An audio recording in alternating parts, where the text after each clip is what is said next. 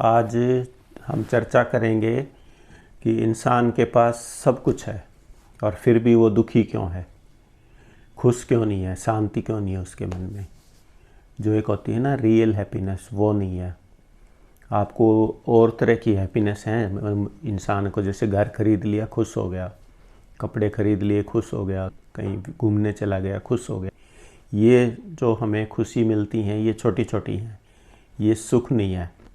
ये तो कोई चीज़ मिली, इस संसार की माया मिली और हम खुश हो जाते हैं। लेकिन जो हमेशा हमारे दिमाग में शांति होनी चाहिए, मानसिक शांति, या जो हमारी लाइफ चेयरफुल होनी चाहिए या समता रहनी चाहिए, वो नहीं है। कुछ न कुछ पेन सबको है, या ये समझ लो संतुष्टि नहीं है, या हम दिल से खुश नहीं है, ये कह सकते हो देसी भाषा में उसको। तो ये आज इस पे बात करेंगे कि ज्ञान से ये कैसे हमें मिल सकता है, क्या ज़रूरत है। हम डॉक्टर हैं, इंजीनियर हैं, बिजनेसमैन हैं, या कोई और प्रोफेशन में है, कोई और काम करते हैं, फिर ज्ञान की क्या ज़रूरत है, गुरु के पास क्या ज़रूरत है जाने की, या किसी ज्ञानी के पास जाने की क्या ज़रूरत है। ऐसी क्या बात है कि हम खुद खुश नहीं रह सकते।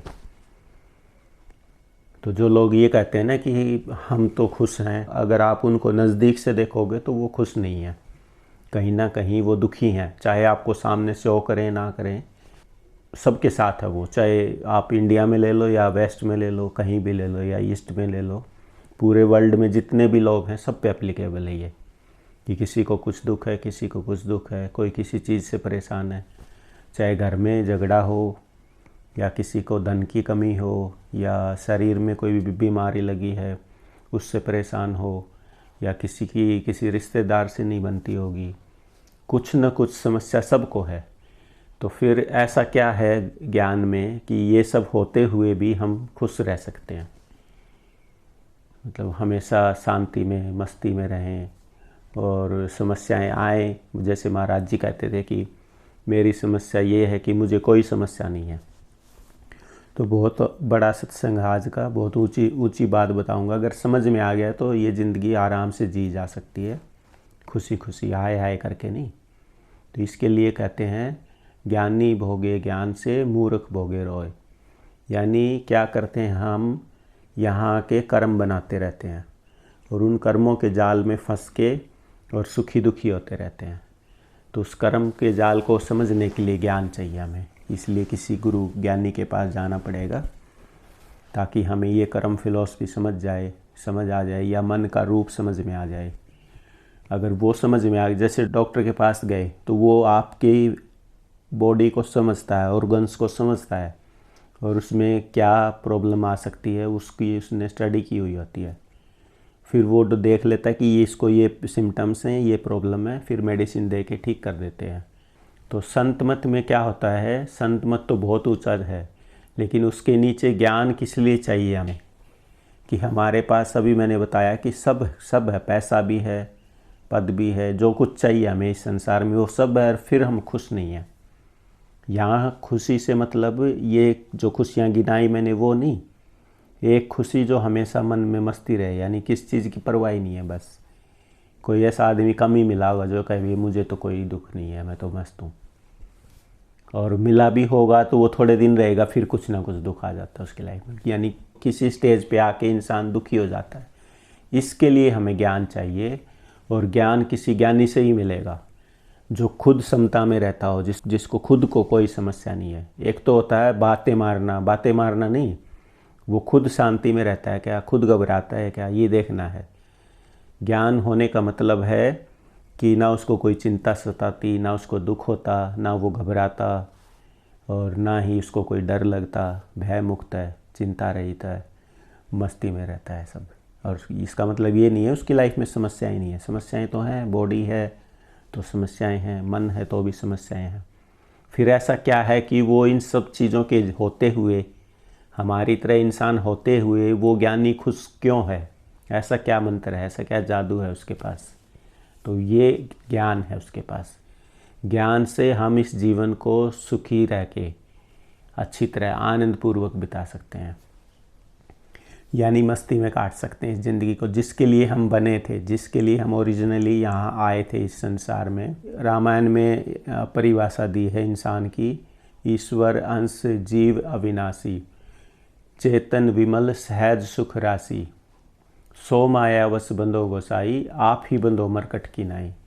यानी इसको सिंपल भाषा में कहें तो क्या है कि हम ईश्वर के अंश हैं, उस परमात्मा की छोटी सी एक पार्ट हैं, और विमल है, चेतन है, सहज सुख राशि है। विमल मतलब पवित्र हैं, हमारे अंदर चेतना है, और सहज में ही खुशी रहने वाला हमारा स्वभाव है। हमारा जो नेचर है वो हमेशा मस्ती में, खुशी में रहने वाला है। लेकिन ऐसे तो नहीं है। हम अपने आसपास देखते हैं, अपने अंदर ही झांक के देख लो, ऐसा तो नहीं है कि हम अपनी फैमिली में या समाज में या अपने काम में, वर्क प्लेस पे खुश हैं, ऐसा तो नहीं है। तो क्या प्रॉब्लम है? प्रॉब्लम ये है कि सो माया वश बंद हो गोसाई, इस माया में आके फंस गए, माया को पकड़े बैठे हैं। सो माया वश बंद हो गोसाई, आप ही बंधो मरकट की नाई। तो इस माया ने नहीं बांधा हुआ है, हम बंधे हुए हैं। तो इस माया के बंधन से निकलने के लिए या कर्मों के जाल से निकलने के लिए हमें किसी गुरु की शरण में जाना पड़ेगा। तो आजकल गुरु के नाम से चिढ़ते हैं बुरी तरह लोग। गुरु का नाम हो गया ठग, पैसे ठगने वाला। बहुत सारी बुराइयां आ गई हैं गुरुइज्म में, इसलिए गुरु के नाम से आज आम आदमी चिढ़ता है बुरी तरह। तो आप गुरु ना कह के ये समझ लो किसी अच्छे गाइड के पास जाना पड़ेगा जो खुद मस्ती में, ज्ञान में रहता हो। और संत मत तो बहुत आगे की चीज़ है। तो जो आपको ये लगे कि हाँ ये सच्चा इंसान है, हमारी खुशी के लिए काम करता है, और इसकी समझ, विवेक, ज्ञान बहुत अच्छा है, सिंपल भाषा में ये कह लो, जो आपकी बुद्धि कहे कि ये ठीक है और मुझे गाइड कर सकता है, उसकी सपोर्ट ले लो, उसकी शरण में चले जाओ। और फिर जो बात उसकी अच्छी लगे वो सीखते जाओ धीरे धीरे। जो समझ में ना आए वो सुनते जाओ। बिना इंटरेस्ट जो सत्संग कराएगा वो से कुछ नहीं चाहेगा। ये तो हम अपनी खुशी से देते हैं, अपनी फीलिंग्स शो करने के लिए कि हम रिस्पेक्ट करते हैं, फेथ है, ये सब, वो इसलिए ये सब चीज़ें करते हैं। लेकिन जो सच्चा महात्मा होगा वो आपसे कुछ नहीं चाहेगा।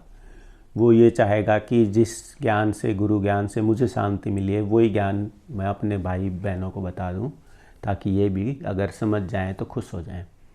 तो आप समझ गए, इसलिए गुरु के पास हमें जाना है, ताकि हम सब कुछ होते हुए और फिर भी दुखी हैं किसी न किसी वजह से। रीजन्स अलग अलग हो सकते हैं, रिजल्ट एक ही है कि हम कभी ना कभी दिन में या महीने में या हफ्ते में हम 1 बार, 2 बार, 4 बार दुखी ज़रूर हो जाते हैं।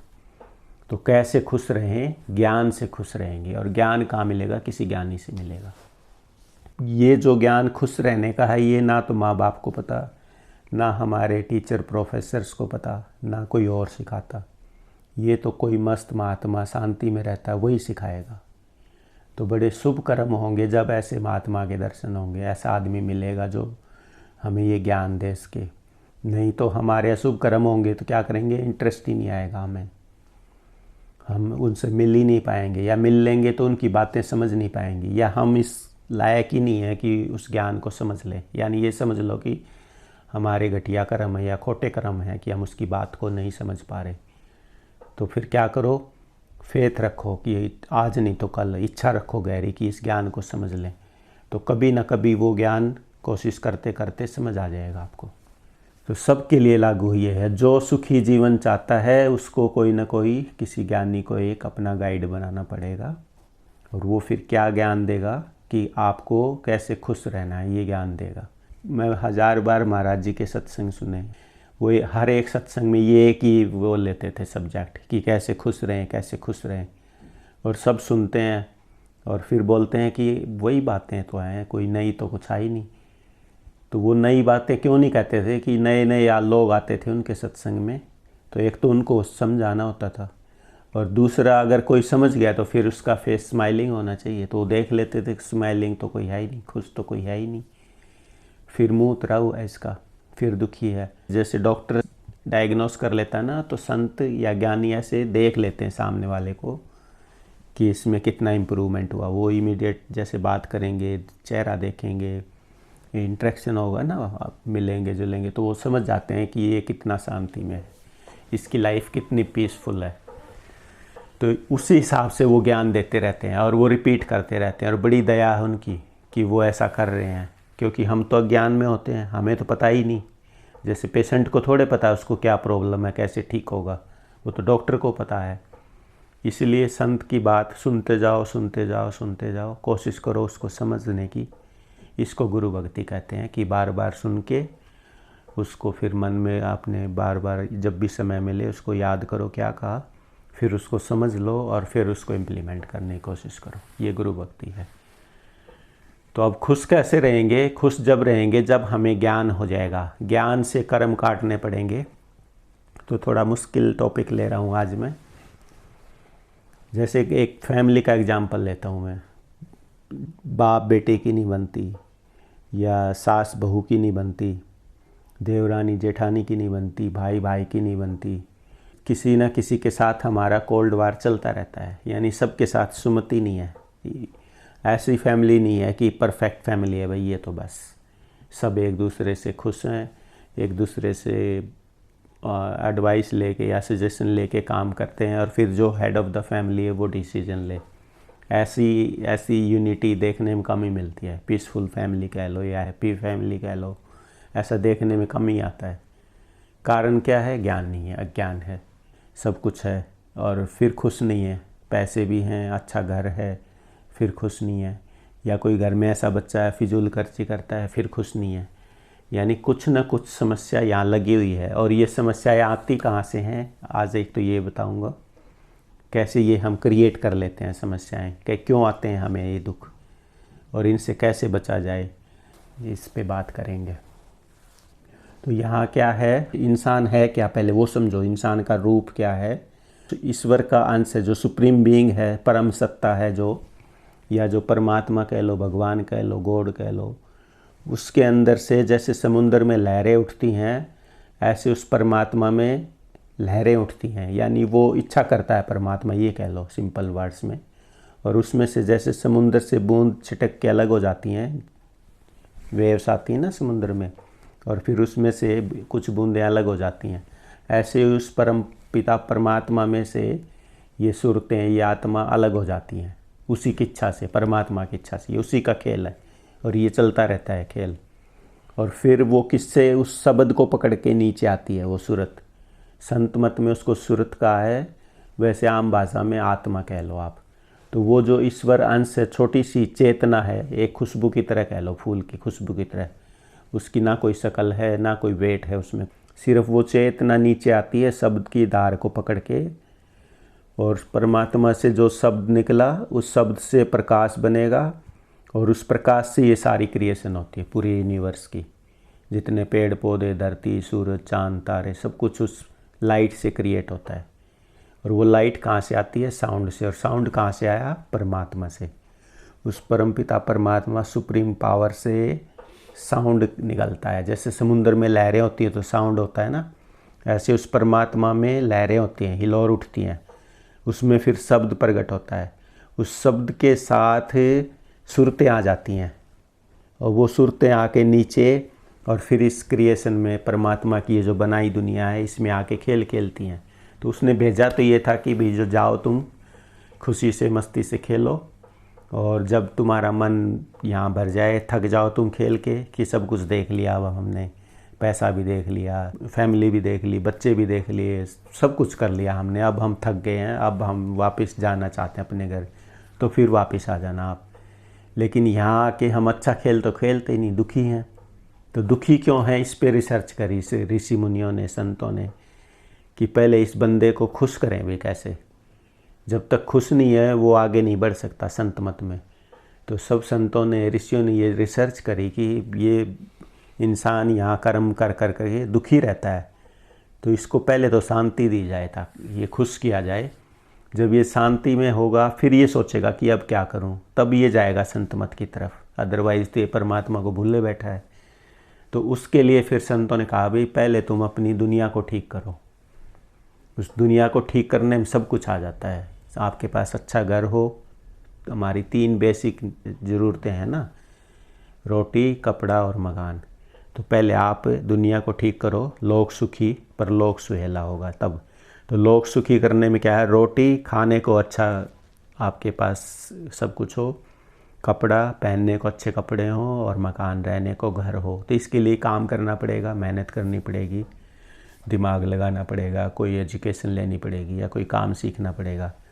और फिर कर्म योग से पूरा ध्यान अपने काम में ही लगाया हुआ है, और फिर आप काम करोगे तो आपको इमीडिएट आइडियाज़ आएंगे, क्या करूँ क्या करूँ।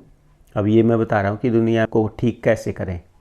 तो मान लिया कोई डॉक्टर बनना चाह रहा है या कोई बिजनेसमैन बनना चाह रहा है, तो वो उसी के ऊपर विचार करे, कोई मेडिटेशन, कोई संत मत, कुछ नहीं करना। उस सिंपल सा फार्मूला है, यहाँ मन हमारा ब्रेन होता है, ब्रेन के अंदर विचार उठते रहते हैं। तो वो एक ही उसका इष्ट है, उसका आइडियल है कि अगर वो डॉक्टर बनना चाहता है तो उसके माइंड में उसकी जो टेंशन है यही वहीं फोकस करे कि मुझे डॉक्टर बनना है, या बिजनेसमैन बनना है तो उसको यही रहे कि मुझे बिजनेसमैन बनना है, पैसा कमाना है। जब इसी बात पे सोचेगा, इसी लाइन में सोचेगा, तो उसका सोचते सोचते ये उसका ऑब्जेक्टिव क्या हो गया, अब बिजनेसमैन बन के धन कमाना है या डॉक्टर बन के ये करना है। तो वो जो चाहता है उसको सामने रखे कि मुझे ये करना है, उसको सोचते सोचते सोचते सोचते उसकी जो अटेंशन है वो कंसंट्रेट हो जाएगी, यानी माइंड फोकस्ड हो जाएगा। और ऐसा इंसान जो भी चाहेगा वो उसको मिल जाएगा। ये शक्ति उसके इंसान के अंदर ही है। क्यों है? क्योंकि वो परमात्मा का अंश है। अब वो जो सोचेगा उसको वही मिल जाएगा। अब मिलता क्यों नहीं? अब कई कहते हैं हमें तो नहीं मिलता जी, आपने बता दिया इतना आसान है, फिर हमें तो नहीं मिलता। तो उसके पीछे कारण है, एक तो उसके पिछले जन्मों के कर्म, अगर उसके भाग्य में नहीं है तो नहीं मिलेगा उसको।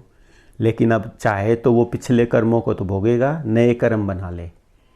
पीछे अगर नहीं लिखा के लाया कि मेरे पास बहुत पैसा हो और अब चाहता है वो मुझे अमीर बनना है, तो वो अब अमीर अगर नहीं बन रहा कोशिश करते हुए भी, तो इसका मतलब पीछे से उसके प्रारब्ध खराब है, उसकी डेस्टिनी जो है वो ठीक नहीं है। लेकिन अब अगर इच्छा कर ले, बार बार वो कर्म बना ले नया, तो अब उसको धन मिल जाएगा, मतलब इस जीवन में, आने वाले जीवन में। और इस जीवन में नहीं मिलेगा तो अगले में मिल जाएगा, यानी उसको इन फ्यूचर वो क्या चाहता है वो उसको मिल जाएगा। और इसको जल्दी प्राप्त करना है, इसको थोड़ा सा, ये कहते हैं ना भी बहुत टाइम लग जाता है, तो कुछ लोग कहते हैं कि कुछ ऐसा बताओ कि जल्दी मिल जाए धन। तो उसके लिए ये है, कोई एक इष्ट बना लो अपना, जिसका ध्यान करके आपको ये है परम पिता परमात्मा का ही स्वरूप है, यानी ये भगवान है, बस ये मान लो उसमें। जैसे हम राम को मानते हैं या देवी को मानते हैं, कोई गुरु को मानता है, तो एक आइडियल बना लिया, तो उससे क्या होगा, उसका बेनिफिट क्या है। सब कहते तो हैं, समझाते नहीं है।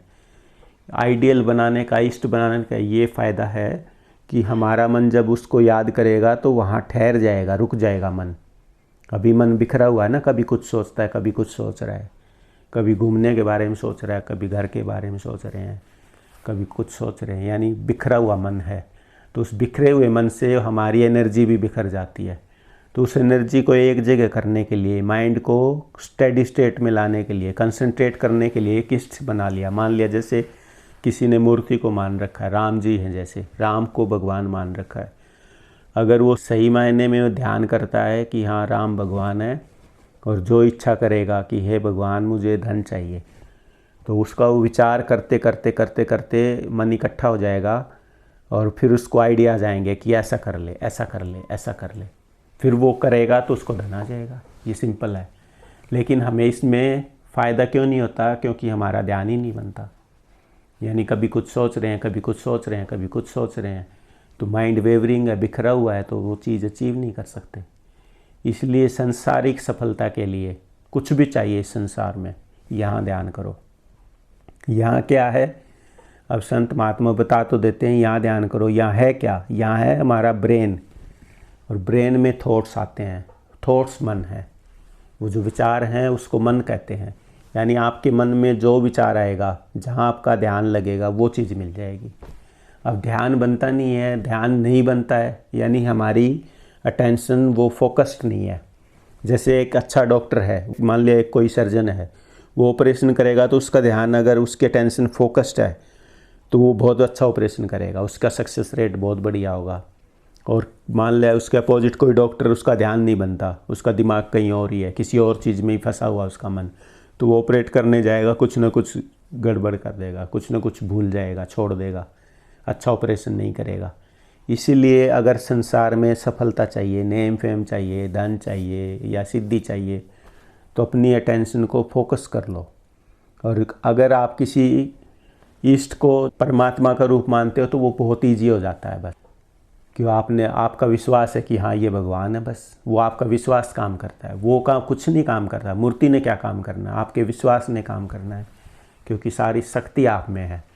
तो अब मैं ये बता रहा हूँ कि दुनिया को ठीक कैसे करें। यानी कई तो सत्संग में आते हैं, जी हमें कोई मतलब नहीं है संत मत से, हमें तो धन चाहिए, हमें नेम फेम चाहिए, हमें तो ये चाहिए, यानी सांसारिक चीज़ें मांगते हैं। उसका तरीका बता रहा हूँ कि कैसे करें।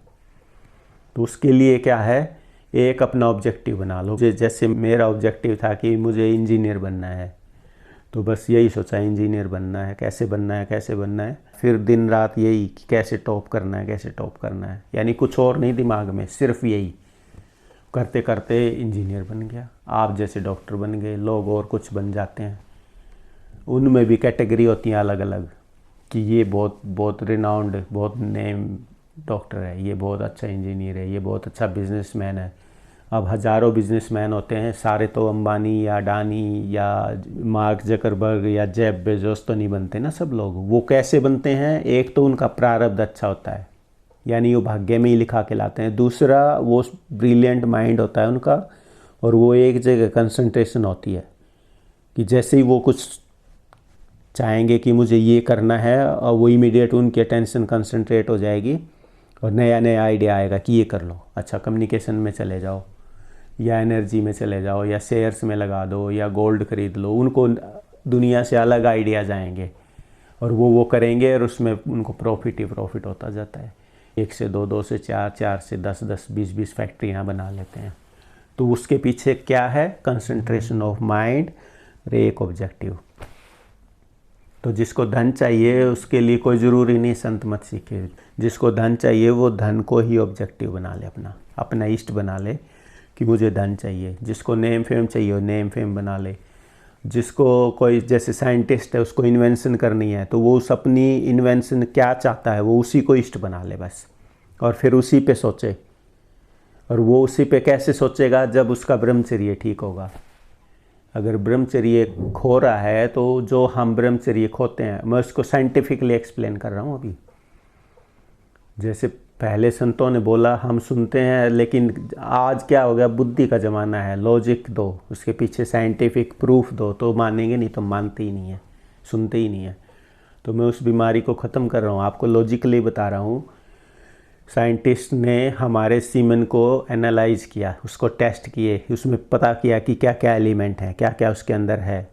तो उसमें वो पूरी रिसर्च करके फिर जैसे ब्लड में क्या क्या है वो बता दिया, प्लाज्मा क्या है वो बता दिया, बोन क्या है, सब कुछ बता दिया, बॉडी का एक एक पार्ट। ऐसे ही सीमन का भी बता दिया कि सीमन में ये निकलता है एक बार के डिस्चार्ज में।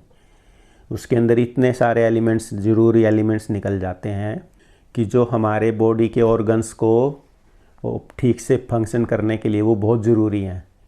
जैसे जिंक निकलता है, एक पार्ट है सीमन का, जिंक निकल जाता है, फ्रक्टोज निकल जाता है, और बहुत सारे जो एलिमेंट हैं जो ब्रेन को फंक्शन करने के लिए चाहिए। और वो सारी चीज़ें मिलके पूरे हमारे सिस्टम को चलाते हैं। जैसे डाइजेस्टिव सिस्टम है, ब्रेन है, हार्ट है और नर्वस सिस्टम है। उन सब को चलाने के लिए वो एलिमेंट्स चाहिए, और हम उसको क्या करते हैं, उस थोड़ी देर के स्वाद के लिए उसको खो देते हैं, उस एनर्जी को खो देते हैं। फिर क्या होता है, एक टाइम तक, एक सर्टेन एज तक तो हम वो बनता रहता है बॉडी में नेचुरली, हमें पता नहीं लगता, हम सोचते हैं कि नहीं ये तो नॉर्मल है। और फिर कुछ टाइम के बाद अराउंड 35 के आसपास से हमें फील होने लगता है कि हमारी एनर्जी कम हो रही है, हमारी जो वर्किंग आवर्स, जो कंसंट्रेशन है वो कम हो रहा है, या हमारी जो हमारा स्टैमिना है वो कम हो रहा है, हमें फील होने लगता है। और जो ज़्यादा भोगता है उसको जल्दी फील होगा, और जो थोड़ा सा कंट्रोल्ड है उसको थोड़ा सा लेट होगा। डाइट पे डिपेंड करता है, अगर डाइट ठीक है तो उसको थोड़ा सा ठीक रहेगा। जिसकी डाइट भी ख़राब है और वर्कलोड ज़्यादा है और ज़्यादा सेक्सुअली एक्टिव है, उसको जल्दी ये सिम्टम्स आने शुरू हो जाएंगी। जिसकी डाइट अच्छी है, आराम करता है और थोड़ा कंट्रोल है, वो लंबे टाइम तक खींच देगा, लेकिन सिम्टम्स आएंगे ज़रूर। क्यों?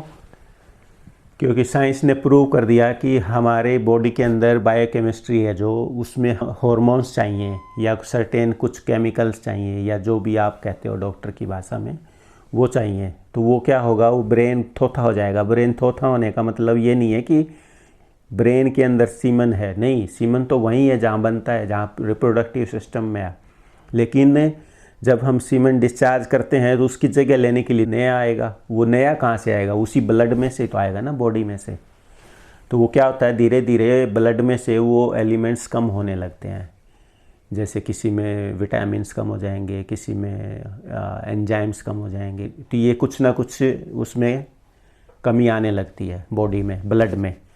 और एक एज के बाद फिर वो डाइजेशन भी स्लो हो जाता है, एब्जॉर्प्शन भी कम हो जाता है, डाइट भी कम हो जाती है हमारी, उतना नहीं रहता ना। तो क्या होता है, फाइनली वो जो ऑर्गन्स को जो एलिमेंट्स चाहिए थे वो नहीं मिलते इन सब चीज़ों की वजह से। और फिर एजिंग भी होने लगती है हमारी एज के साथ साथ। तो इन सब चीज़ों से क्या होता है, फिर वीकनेस आने लगती है। तो फिर क्या होता है, माइंड वेवरिंग हो जाता है। यानी अब ब्रेन को जो चीज़ चाहिए थी वो नहीं है ब्रेन के पास, तो ब्रेन ठीक से फंक्शन नहीं करेगा। तो सबसे पहले क्या होगा, डाइजेशन ठीक नहीं रहेगा उसका। फिर उसको स्लीपिंग डिसऑर्डर्स हो जाएंगे, गहरी नींद कम आएगी या उसको थोड़ी देर के लिए नींद आएगी। तो अब ठीक से सोएगा ही नहीं, तो वो दिन भर इरिटेट रहेगा, बेचैन रहेगा, परेशान रहेगा। तो धीरे धीरे अशांति आने लगती है उसके जीवन में। और फिर दुनिया ऐसी है, यहाँ कुछ ना कुछ होता रहता है। फैमिली में किसी ने बोल दिया, या वर्क प्लेस पे किसी ने कुछ बोल दिया, या दिमाग में ही कोई थॉट आ गया हमारा, हम भी कुछ ना कुछ करते रहते हैं, तो हम परेशान होने लगते हैं फिर। यानी एक जाल बुन लेते हैं अपने चारों तरफ समस्याओं का, और उस जाल में फंस के फिर दुखी हो जाते हैं। फाइनली 30-40 के बाद ऐसे लगने लगता है क्या रखा है ज़िंदगी में, परेशान होने लगते हैं। उसका एक दूसरे पे ब्लेम करने लगते हैं कि तेरी वजह से मैं दुखी हूँ। ये नहीं पता कि उसका रीज़न खुद ही है। हमने खुद ने अपनी एनर्जी वेस्ट की है स्वाद के चक्कर में। यानी थोड़ी देर के प्लेजर के लिए उसको हम सीमन को वेस्ट करते रहते हैं, उस एनर्जी को वेस्ट करते रहते हैं। तो जब तक वो बनती रहती है, जब तक तो मज़ा आता रहेगा।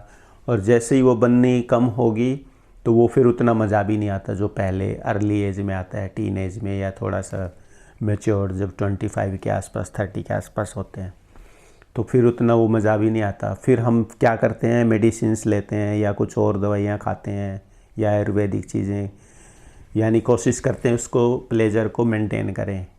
लेकिन फिर फाइनली बॉडी गिव अप कर देती है। और ये सब करते करते आते आते हमारे चारों तरफ समस्याएं टेंशन हो जाती हैं। तो क्या होता है, फिर बॉडी वीक होने लगती है। और सबसे पहले असर आता है डाइजेस्टिव सिस्टम पे। डाइजेस्टिव सिस्टम ठीक नहीं है तो आपका डाइजेशन ठीक नहीं है, एब्जॉर्प्शन ठीक नहीं है, यानी नया ब्लड क्रिएट ही नहीं हो रहा। जो आपको आपकी बॉडी को फंक्शन, ऑर्गन्स को फंक्शन करने के लिए जो जो एलिमेंट्स चाहिए वो बॉडी को आपको मिल ही नहीं रहे। तो किसी में विटामिन B12 कम है, किसी में D3 कम है, किसी में कैल्शियम कम है, किसी के अंदर ब्लड HB लेवल कम है। तो उसकी वजह से, इन सब डेफिशिएंसीज़ की वजह से क्या होता है, उसके अंदर फिर रोग आने शुरू हो जाते हैं। यानी आपकी इम्यूनिटी धीरे धीरे कम होने लगती है। और क्या होता है, अब क्या होगा, ब्रेन ज़्यादा ओवर थिंकिंग करेगा। वो जो नशा होता था उस एनर्जी का, आप ये टर्म तो समझते हैं कि कोई भी शक्ति है, कोई एनर्जी है, तो उसके अंदर पावर होती है। तो जो हमारे अंदर पावर है वो आत्मा की पावर है। वो आत्मा क्या है, वो सीमन है। अगर उसको हम ज़्यादा खो देंगे स्वाद के लिए, तो फिर कुछ दिन के बाद वो एनर्जी लेवल कम हो जाता है, स्टैमिना कम हो जाएगा। तो जो उस सीमन को अगर हम इकट्ठा करते, प्रिजर्व कर लेते, एक किस्म से बॉडी में स्टोर कर लेते, तो उससे एक नशा बनता। उस नशे में क्या होता, खुशी रहती, मस्ती रहती, बेपरवाही रहती। यानी समस्याएं आएंगी, उसको टेंशन नहीं होगी, तो हाँ कर लेंगे, ठीक है, मस्त रहेगा उसको, हाँ ठीक है, क्या कर लेंगे। प्रॉब्लम आएगी, वो कहेगा अच्छा ये प्रॉब्लम आज क्यों आई है, ठीक कर लो। वो सॉल्यूशन की तरफ जाएगा, हाय हाय नहीं करेगा। वो किस वजह से, वो उसके अंदर नशा है उस एनर्जी की वजह से। अब वो एनर्जी नहीं है तो उसको नशा आएगा ही नहीं। जैसे खाना खा के हमें थोड़ा नशा आता है, नींद सी आने लगती है, या जैसे ये ड्रग्स लेते हैं या कोई नशा करते हैं, शराब वगैरह पीते हैं, तो उनके अंदर वो टेम्परेरी नशा आ जाता है। और उनको थोड़ी देर खुशी होती है, फिर वो निकल जाता है। ऐसे ही नेचुरलनेस भगवान ने हमारे अंदर ये दिया था। इसको लाइफ फोर्स कह लो, इसको सीमन कह लो, इसको आत्मा कह लो, कुछ भी कह लो। यानी अगर इसको ठीक सिर्फ बच्चों के लिए पैदा करने के लिए यूज़ किया जाए और बाकी टाइम कंट्रोल रखा जाए इस पर, तो इंसान के अंदर इतना नशा है, उससे उसका ब्रेन शांत रहेगा। समस्याएं आएंगी तो भी वो घबराएगा नहीं। जैसे शेर होता है, वो शेरनी के पास ज़िंदगी में एक ही बार जाता है, उसके बाद फिर वो सेक्सुअली एक्टिव नहीं होता, बब्बर शेर। बाकी फिर वो चीते वगैरह वही जाते हैं, वही एंटरटेन करते हैं। बब्बर शेर एक ही बार जाता है, तो देखो कितनी पावर होती है उसमें। आप उसको गोली मारो, वो ऊपर झपट के आएगा और डरेगा नहीं, पीछे नहीं हटेगा, सीधा सामने। मर रहे जिए वो कुछ हो, उससे परवाह नहीं है उसको। तो इंसान भी ऐसी ज़िंदगी जी सकता है, लेकिन हम संस्कार ले लेते हैं यहाँ से सेक्सुअलिटी के, और उसकी वजह से इस थोड़ी देर के मज़े के चक्कर में उस शक्ति को खो देते हैं। और उस शक्ति के खोने से, मैं फिर रिपीट कर रहा हूँ, क्या होता है, उसमें जो शरीर को चलाने के लिए जो ऑर्गन्स को जो एलिमेंट्स चाहिए उनकी डेफिशिएंसी हो जाती है। उस डेफिशिएंसी की वजह से ऑर्गन्स का जो फंक्शन है वो ठीक से काम नहीं करते ऑर्गन्स, यानी उनका फंक्शन है वो ठीक नहीं होता। जो हमारी प्रकृति है, वात पित्त कफ, वो बिगड़ जाएंगी। इन सारी चीज़ों की वजह से आखिर में इफ़ेक्ट हमारे ब्रेन पे आने लगता है। यानी मन ज़्यादा चंचल हो जाएगा, दुखी रहेगा, बिना बात के परेशान होने लगेगा, स्वभाव चिड़चिड़ा हो जाएगा, कंसंट्रेशन चली जाएगी, छोटी छोटी चीज़ें भी ज़्यादा इफ़ेक्ट करेंगी, घबराहट हो जाएगी, बेचैनी हो जाएगी, तो उसका ध्यान बिगड़ जाएगा। अब उसका मन लगेगा ही नहीं किसी चीज़ में। यानी या तो वो इनिशिएटर नहीं होगा, वो सोचेगा चल कल कर लेंगे, देख बाद में कर लेंगे, यानी वो चीज़ों को डिले करने लग जाएगा और फिर घबराने लग जाएगा, डर आने लग जाएगा और एंग्जाइटी हो जाएगी। तो ऐसे आदमी कुछ भी काम करेंगे उसके टेंशन तो है ही नहीं, फोकस्ड माइंड तो है ही नहीं, तो वो जहाँ भी जाएगा या तो वो उसमें सिद्धि नहीं आएगी या परफेक्शन नहीं आएगा। वो उस काम को तो करेगा, लेकिन ना तो उस काम को एंजॉय करेगा, ना उसमें उसकी पकड़ होगी उस काम में। यानी वो दिन काटेगा, एंजॉय नहीं करेगा अपने काम को, या नई नई इन्वेंशंस नहीं कर पाएगा। तो यानी उसकी ज़िंदगी खुश नहीं रहेगी। इस वजह से वो समस्याओं का पहाड़ खड़ा कर लेता है, नेगेटिविटी आ जाएगी, पुअर थिंकिंग हो जाएगी। ये सारा देखो जाल है, इसकी वजह से हम दुखी हैं। आप समझ गए कि हम एक तो बहुत सारे 70 सौदे लाद लेते हैं कि ये घूमने भी जाना है साल में, और हमने अपना काम जो है उसमें भी ब्रेन लगाना है, एनर्जी लगानी है, और घर भी बनाना है, और दुनिया भर के शौक पाल लेते हैं, और भी काम कर लेते हैं। यानी ओवरलोडेड है हम, हमारा ब्रेन है वो ओवरलोडेड है, उसको शांति है ही नहीं। तो अब तक आप समझ गए, हम खुद क्रिएट कर रहे हैं प्रॉब्लम्स को। एक रीज़न तो ये है कि हम अपनी ब्रह्मचर्य की शक्ति को खो देते हैं, उसकी वजह से हमारी बॉडी के ऑर्गन्स ठीक से काम नहीं करते, और फाइनली हमारा ब्रेन भी ठीक से काम नहीं करता और परेशान हो जाता है, वेवरिंग माइंड हो जाता है, फोकस लूज कर देता है, अटेंशन डिवाइडेड हो जाती है। तो कुछ भी काम करेगा उसको ज़्यादा टाइम लगेगा, या उसको आइडियाज़ नहीं आएंगे, यानी परेशान हो जाएगा अपने काम में भी, एंजॉय नहीं करेगा, औरों को, कलीग्स को भी, सीनियर्स जूनियर्स सबको परेशान कर करेगा ऐसा इंसान, और ब्लेम करेगा दूसरों को। एक रीज़न तो ये है। दूसरा रीज़न ये है कि बहुत सारी इच्छाएं हो बढ़ा लेते हैं हम, ये भी चाहिए, ये भी चाहिए, ये भी, वो भी चाहिए। तो इसकी वजह से भी हमारी ज़्यादा जो एनर्जी है वेस्ट होती है, यानी हमारा मन बेचैन हो जाता है ओवर एम्बिशियस होने से भी। तो अब क्या जाए, इसको कहते हैं कर्मों का जाल। ये कर्म को कैसे कर्म क्रिएट करते हैं हम, बाहर से सजेशन इंप्रेशन लेते रहते हैं। कैसे? देखकर, सुनकर, पढ़कर। ये बार बार मैं रिपीट करता हूँ सत्संगों में। क्यों? अगर ये समझ में आ गया तो फिर टेंशन ही नहीं, दुखी नहीं है किसी बात का। अगर कर्म कैसे बना रहे हैं, कैसे उनको काटें, कैसे उनसे बचें, ये समझ में आ गया तो फिर दुखी नहीं होंगे। मन में ही तो थॉट आते हैं ना, उन्हीं से फिर कर्म बनते हैं, उनसे ही हम सोच सोच के सुखी या दुखी होते रहते हैं। इसको थोड़ा एलेबोरेट करता हूँ अब मैं। जैसे आप कहीं घूमने गए, वहाँ आपने सजेशन ले लिया कि अरे ये इतनी बड़ी बिल्डिंग है इसके पास, और आपके पास पैसा है तो अब आपने सजेशन ले लिया, अभी ऐसी बिल्डिंग बनाऊंगा। तो ऐसे अच्छे और बुरे सजेशन लेते रहते हैं, देखकर, सुनकर, पढ़कर, और फिर वो बार बार सोचते रहते हैं। बार बार सोचने से वो कर्म बन जाता है। जैसे अगर मैंने सोचा कि जैगुआर गाड़ी अच्छी है, या मर्सिडीज़ अच्छी है, या और कोई गाड़ी अच्छी है, या इलेक्ट्रिक व्हीकल आ रहे हैं, अभी इलेक्ट्रिक व्हीकल लेना, तो बार बार सोचूंगा मन में, सजेशन ले लिया बाहर से कि मर्सिडीज़ अच्छी है, और अब दिमाग में आ गया कि मर्सिडीज़ लेनी है, तो 2-4 बार 10 बार सोचूंगा ये गाड़ी लेनी है, ये लेनी है, ये लेनी है। वो कर्म बन गया बस। अब उस कर्म को भोगना पड़ता है। अब किसी दिन जाके और गाड़ी ले आऊँगा, बस गाड़ी आ जाएगी। पैसे हैं तो पैसे से ले आएंगे, नहीं तो कुछ लोन ले लेंगे, या कुछ जो भी करेंगे गाड़ी आ जाएगी। तो ऐसे कर्मों का जाल बुनते रहते हैं हम, और इसमें अच्छे और बुरे दोनों होते हैं, क्योंकि हमने जो सजेशन लिए हैं वो पॉजिटिव भी हैं, नेगेटिव भी हैं। हम इस संसार में रह रहे हैं तो सब कुछ है ना। तो ये ज्ञान तो कोई गुरु ही देगा, ज्ञानी ही देगा कि आपने घटिया सजेशन लेने ही नहीं है, अच्छे सजेशन लेने हैं, ताकि आपके कर्म अच्छे बने, ताकि आपका जीवन सुखी हो। इसलिए जब तक गुरु से ज्ञान नहीं होता तब तक हम दोनों तरह के सजेशन लेते रहते हैं, घटिया भी। घटिया कौन से सजेशन हैं? जिससे आपको दुख हो और जिसके लिए सोचा उसको दुख हो, अभी या इन फ्यूचर कभी भी। तो ईर्ष्या, द्वेष, नफरत के विचार। जैसे किसी ने 2 गाड़ी ले ली और आपको ये, अरे 2 गाड़ी ले ली, पता नहीं रिश्वत खाता होगा या कुछ न कुछ 2 नंबरी काम करता होगा, तो ये घटिया सजेशन है। ईर्ष्या है हमें उससे कि उसने 2 गाड़ी ले ली, कैसे ले ली। तो उसकी क्या हो रहा है, उसकी रिस्पेक्ट कम हो रही है हमारे माइंड में, हमारी सोच की वजह से, कि हम सोच रहे हैं इसने कैसे 2 गाड़ियाँ ले ली इतनी महंगी वाली। तो फिर वो आदमी मिलेगा, हम रिस्पेक्ट नहीं करेंगे, किसी दिन उससे झगड़ा हो जाएगा। ये एक कर्म बनने का एग्जाम्पल दे रहा हूँ, कैसे घटिया कर्म हम बनाते हैं। या किसी की बुराई करने लग गए, जैसे कहेंगे ये मोदी ख़राब है, मोदी ख़राब है, मोदी ख़राब है, या कांग्रेस ख़राब है, कांग्रेस ख़राब है। तो वो दिमाग में बार बार कहने से, सोचने से वो कर्म बन जाता है, और फिर वो कर्म हमें भोगना पड़ता है। किसी दिन कहीं ना कहीं फंस जाएंगे, या तो उस पार्टी के सपोर्टर से भिड़ जाएंगे, या उस नेता से भिड़ जाएंगे, या कुछ ना कुछ ऐसा होगा जो हम नहीं चाहते।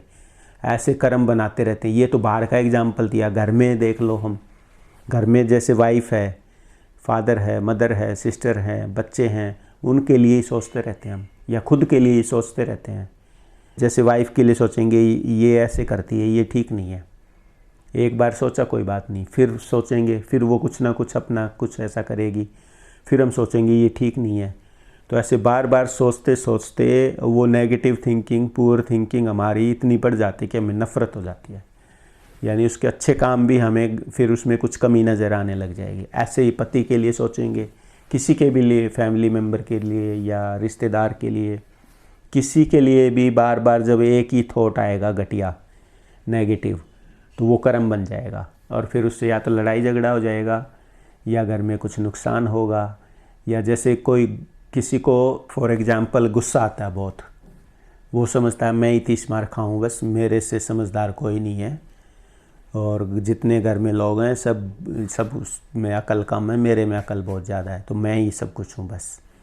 और वो कोई घर में सब काम करेंगे तो कुछ काम करेंगे तो गलतियाँ भी तो करेंगे ना, तो अब वो गलती करेंगे तो अब वो गुस्सा करेगा बहुत ज़्यादा उन पे। कुछ तो ब्रह्मचर्य खोया हुआ है, कुछ बहुत सारी एम्बिशंस हैं, ओवर एम्बिशियस है, और उसमें जब वो घर वाले उसको सपोर्ट नहीं करेंगे या कुछ गलती करेंगे तो उसको गुस्सा आएगा। अब वो क्योंकि अपने आप को सुपीरियर समझ रहा है, तो वो उनको डांटेगा, गुस्सा करेगा, और बार बार गुस्सा करने से सारी बायोकेमिस्ट्री चेंज हो जाती है। कैसे चेंज हो जाती है इसको भी मैं साइंटिफिकली अभी बताऊंगा आपको, कि एक थॉट का हमारे शरीर पे कैसे असर पड़ता है। ये समझ लो, ये शरीर है, ये मन है, दोनों इंटरकनेक्टेड हैं, बुरी तरह जुड़े हुए हैं। मन में कुछ भी आएगा उसका शरीर पे असर आ जाता है। कैसे? जैसे आराम से बैठे हैं, खुश हैं, खाना खा रहे हैं, इमीडिएटली किसी की कॉल आई और पता चला कि वो उसने बताया कि वो आदमी चला गया, कोई हमारा नियर डियर फ्रेंड चला गया, तो इमीडिएट दुखी हो जाएंगे। या कोई बहुत ही नज़दीकी है, पता चल न्यूज़ आया कि उसको स्ट्रोक हो गया, तो हम डर जाते हैं, पसीना आ जाता है, या हाथ कांपने लग जाते हैं, या चिंता होने लगती है। तो देखो एक न्यूज़ की वजह से इतना असर आता है हमारे शरीर पे। एक एग्जांपल और देता हूँ मैं। जैसे सपने में हम देख रहे हैं कि कोई जंगली जानवर पीछे पड़ा हुआ है और हम भाग रहे हैं और फिर डर के मारे उठते हैं तो पूरा पसीना आया हुआ था और हम घबरा रहे हैं, सांस तेज चल रही है, जबकि बेड पे लेटे हुए थे, कोई भाग दौड़ नहीं कर रहे थे। सिर्फ उस एक सपने की वजह से, ड्रीम की वजह से हमारे दिमाग में वो सब चला और उसका असर बॉडी पे आ गया। तो जब एक सपने में एक सीन की वजह से हम इतना, हमारे दिमाग पे, फिजिकल बॉडी पे इतना असर है, तो दिन में हम जो सोच रहे हैं उसका भी असर आएगा। तो अब जो अपने घर में गुस्सा करे जा रहा है, आप उसके थॉट हैं कि मैं सब कुछ हूँ, तो उसकी ये नेगेटिविटी है। उसको ज्ञान नहीं है कि भाई जो तेरे आसपास जो नियर डियर आए हैं, जिनकी जैसी कैपेबिलिटी है, उनके साथ मिलजुल के काम करो। अब वो ऐसा नहीं कर रहा, वो अपनी सुपीरियरिटी को दिखा रहा है, तो वो क्या करेगा, गुस्सा करेगा। अब वो गुस्सा करते करते करते करते हाइपरटेंशन हो जाएगा उसको, या कोई और बीमारी हो जाएगी। क्यों हो जाएगी? जैसे ही वो गुस्सा करेगा उसका दिमाग बेचैन हो जाएगा, और बेचैन होने से ब्रेन ऐसे हार्मोन्स रिलीज करेगा, या और जो जितने भी ऑर्गन्स हैं सब पे असर आ जाता है उसका। पूरी बॉडी की जो इलेक्ट्रिसिटी है ना, वेव्स हैं, जो रेडिएशंस हैं, वो चेंज हो जाती हैं। उसकी वजह से बॉडी ठीक से फंक्शन नहीं करती। कई तो कांपने लगते हैं गुस्से में बुरी तरह, और कुछ थूक फेंकने लगते हैं। ये सिम्टम्स हैं। कईयों को समझ ही नहीं आता वो क्या बोल रहे हैं, क्या कह रहे हैं, क्या सुन रहे हैं, उनको मतलब आउट ऑफ कंट्रोल हो जाते हैं।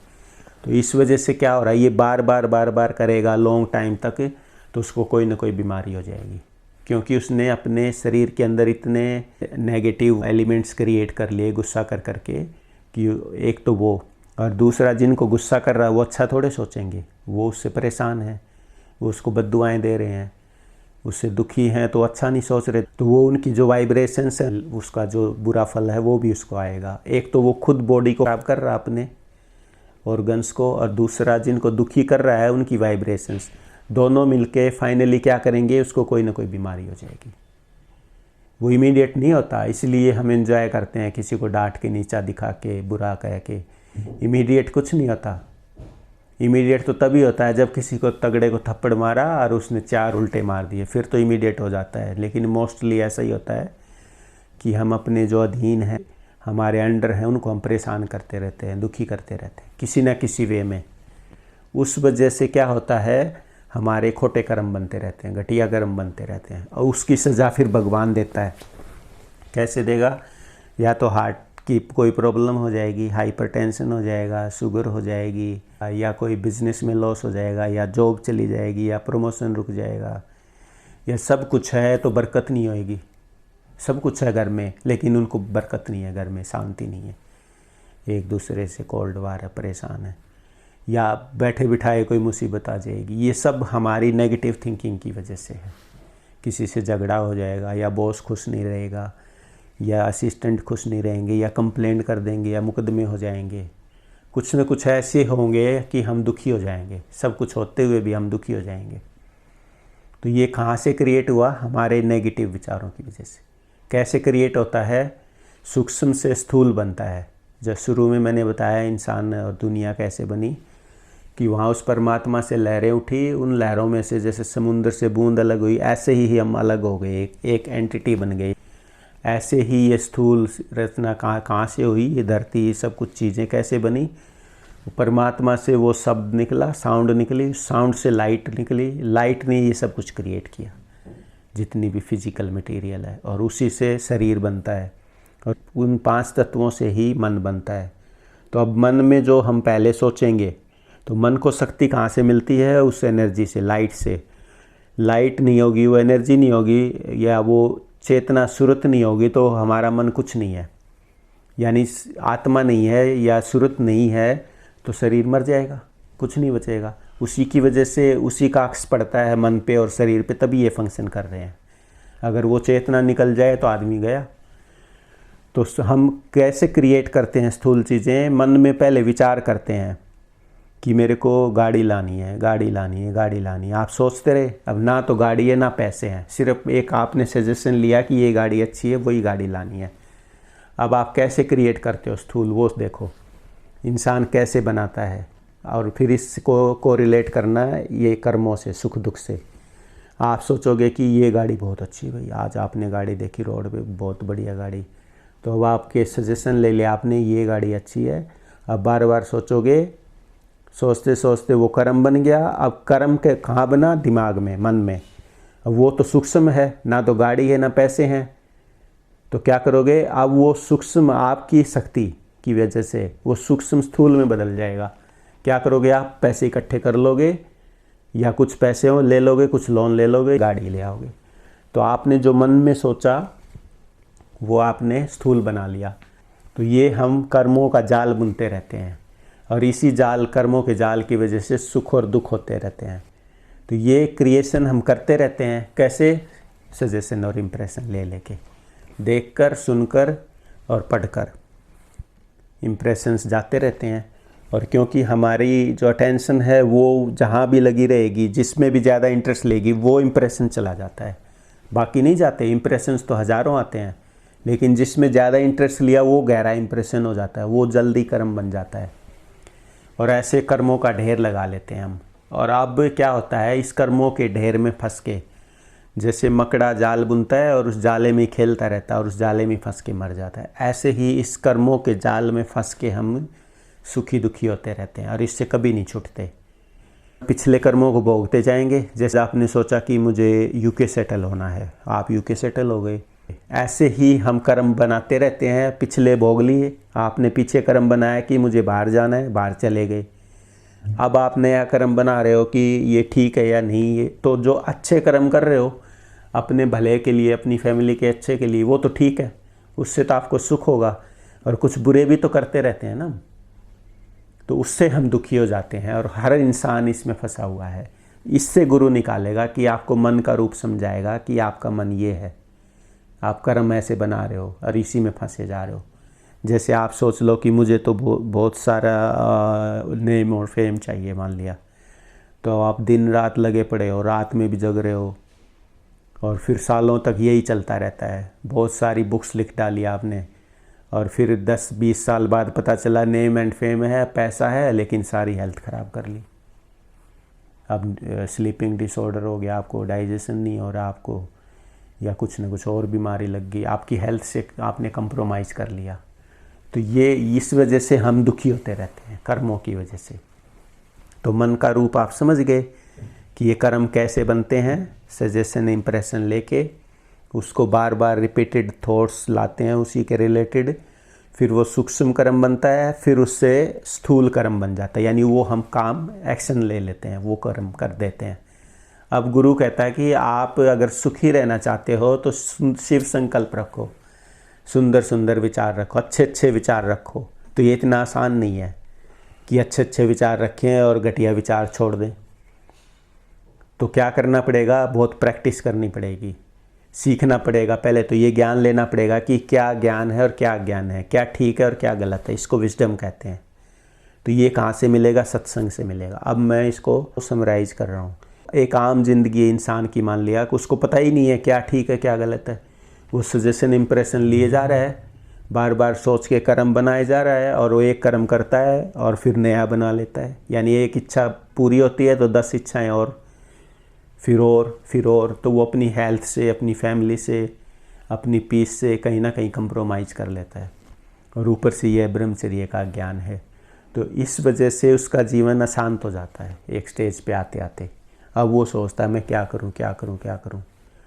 तो अगर उसके शुभ कर्म होंगे, फेथ होगा, उसमें रिस्पेक्ट करने की आदत होगी बचपन से, और अच्छा सोचने की आदत होगी, पॉजिटिव थिंकर होगा, फैमिली बैकग्राउंड अच्छा होगा, बहुत सारी चीज़ें हैं जो कंट्रीब्यूट करती हैं। जैसे पेरेंट्स हैं वो अच्छी सोच वाले हैं, तो वो सब चीज़ें, फिर वो संस्कार, वो इम्प्रेशन, गुड इम्प्रेशंस उसके माइंड में आएंगे, और वो किसी अच्छी डायरेक्शन में जाके सोचेगा कि मुझे अब अपनी लाइफ को इम्प्रूव करना है, बेटर करना है। और जो नेगेटिव थिंकर होगा वो अपनी लाइफ को और स्पाइल कर लेगा, वो नशे की तरफ चला जाएगा या और किसी गंद में फंस जाएगा, अपनी लाइफ को और वर्स्ट कर लेगा। जैसे बाबा फ़कीर के साथ हुआ, मैं एक एग्जांपल दे देता हूँ। वो बैठे हुए थे किसी होटल में, खाना खा रहे थे, तो उनका चाचा का या ताया का लड़का भी बैठा हुआ था। तो उसने तो रोटी सब्ज़ी मंगाई और बाबा फ़कीर ने मीट मंगा लिया। फिर सोचने लगे वो कि भाई तू ये क्या कर रहा है, कि भाई तेरे चाचा या ताया का लड़का तो वेजिटेरियन है, तू ब्राह्मणों के मांस खा रहा है, ये क्या कर रहा है। तो उन्होंने फिर सोचा कि देखो मैं गलत रास्ते पे जा रहा हूँ और ये सही रास्ते पे जा रहा है। तो उन्होंने संकल्प लिया, अच्छा संकल्प। तो वो बोले मेरे मन में बहुत गिलानी हुई, तो मैंने फिर उसके बाद अपने आप को ये संकल्प लिया कि मैंने अच्छी ज़िंदगी जीनी है। तो ये डिपेंड करता है इंसान के ऊपर कि उसको एक स्टेज पे आके डिसीज़न लेना होता है कि उसको अच्छी ज़िंदगी जीनी है या उसको घटिया ज़िंदगी जीनी है। तो दोनों रास्ते खुले होते हैं। और यहाँ से कोई पॉजिटिव संकल्प ले ले तो वो अब संभल जाएगा। अब वो उसको चेतना उसको अलर्ट करेगी कि भाई बस बहुत हो चुका, अब ज़िंदगी में थोड़ी शांति चाहिए, पीसफुल लाइफ चाहिए। तो वो फिर बैलेंस करेगा ज्ञान लेके किसी ज्ञानी से। वैसे हमें ज्ञान हो ही नहीं सकता, हम तो इंजीनियर हैं या आप डॉक्टर हो या कोई बिजनेसमैन है या कोई और प्रोफेशन कर रहा है, उसको तो उसकी नॉलेज है। उसने ये तो सीखा ही नहीं ना कि क्या ज्ञान है क्या अज्ञान है, कैसे सुखी रहे, मन का रूप क्या है, विचार से कर्म कैसे बनता है, और ये सारी चीज़ें तो सीखी ही नहीं उसने। कर्मों को ज्ञान की अग्नि में कैसे जलाना है या जो पीछे कर्म किए उनको भोगते हुए कैसे सुखी रहना है, ये तो कोई सिखाता ही नहीं, ना कॉलेज में ना स्कूल में।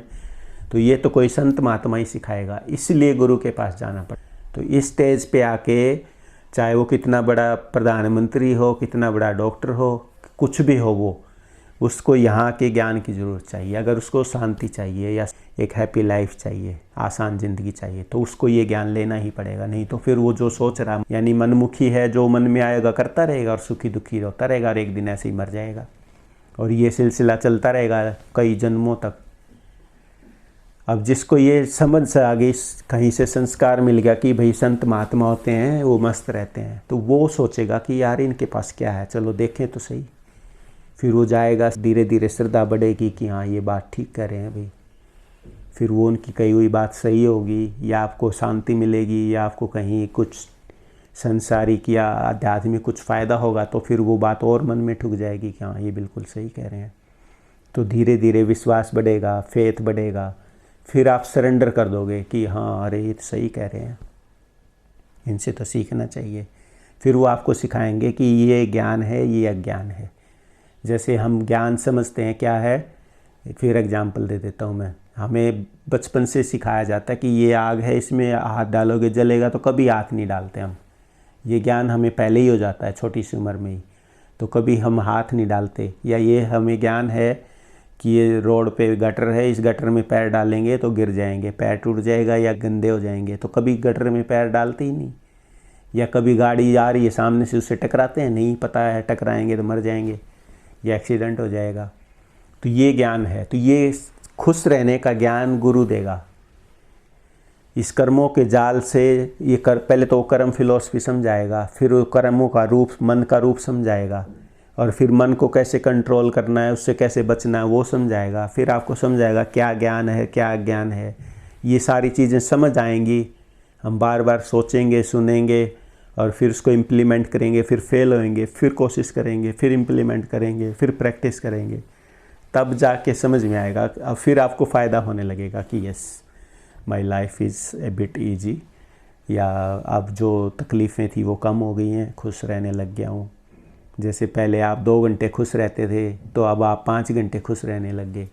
या पहले आपको 1 मिनट में गुस्सा आ जाता था, अब आपको 1 घंटे में गुस्सा आ रहा है, या आपको 1 हफ्ते गुस्सा ही नहीं आया। तो जब हमें कुछ बेनिफिट होने लगेंगे तब हम समझेंगे कि हाँ आप ज्ञान से फ़ायदा हो रहा है, तो तब हमारी स्पीड बढ़ती है, तब विश्वास बढ़ता है। जब आपको रिजल्ट्स आने शुरू होंगे तब आप मोटिवेट होगे, फिर आप उसमें स्पीड इंक्रीज करोगे। तो वो आपकी इच्छा पे है, कितनी आपकी गहरी इच्छा है इस चीज़ को, सुख शांति को पाने की, और आपकी लगन पे आप कितना टाइम देते हो। वही जो लाइफ में हम अचीव करते हैं वही यहाँ पे है, वो सब चीज़ें यहाँ भी चाहिए। तो आप गुरु की शरण में जाओगे, अब वो आपको समझाएंगे कि आप ऐसे कर्म करते हो, सूक्ष्म रूप में विचार करते रहते हो, अच्छे और बुरे, और घटिया सोचते हो तो आपकी जीवन में आफत आती है, और बढ़िया सोचते हो तो आप खुश रहोगे। जब ये ज्ञान हो जाएगा तो ना तो आप किसी का दिल दुखाओगे। घर में अगर मान लिया पत्नी कुछ टेढ़ा बोलती है तो उसको 1-2 बार समझाओ, देखो ये सही नहीं है, ऐसा करना चाहिए, 2-4 बार समझा दोगे, फिर भी नहीं मानती तो फिर आप मन में नफ़रत नहीं करोगे, क्योंकि पता है आपको अगर मैं नफ़रत करूँगा तो कुछ ना कुछ आफत आएगी। तो आप सोच लोगे इसके बस की बात नहीं है। या कोई पड़ोसी तंग कर रहा है या कोई वर्क प्लेस पे कोई परेशान कर रहा है तो आप उसको कहोगे यार ऐसा क्यों कर रहे हो आप, ये तो ठीक नहीं है, फिर भी वो नहीं मानता, फिर भी वो कर रहा है, तो इसका मतलब प्रारब्ध कर्म है। ये तो हो गया दूसरे के साथ। ये अपने ऊपर भी एप्लीकेबल है। हम सोचते हैं कि ये काम ठीक नहीं है, अब हमें ज्ञान हो गया, सत्संग में हमें ज्ञान हो गया कि ये गुरुजी ने बोला है ये नहीं करना है, हम नहीं करते फिर कर देते हैं, तो समझ लो ये हमारा कर्म है, उसको हमें भोगना पड़ रहा है। तो लोग उसमें कर्म में फंस के दुखी होते रहते हैं, कोई गुस्से में, कोई किसी में जेलसी में, कोई घर में लड़ाई झगड़ा करता है, कोई कुछ नेगेटिव थॉट की वजह से परेशान होते रहते हैं। तो जब गुरु ये समझाएगा कि भाई तुम ये वैसे विचार रखोगे तो आफत आएंगी, और जिसके ये दिमाग में बात बैठ जाएगी वो गुस्सा ही नहीं करेगा। अब मैं गुस्सा ही नहीं करता, मुझे समझ में आ गया कि गुस्सा करूँगा तो अपने शरीर का भी नुकसान है, अपनी शांति भी खोऊंगा, और गुस्से में ब्रेन भी ठीक से काम नहीं करता, जो भी बोलेंगे वो गलत बोलेंगे, और डिसीज़न लेंगे वो डिसीज़न भी गलत होगा, सामने वाला भी नाराज़ होगा, तो बुरा ही बुरा हो रहा है तो क्यों गुस्सा करें।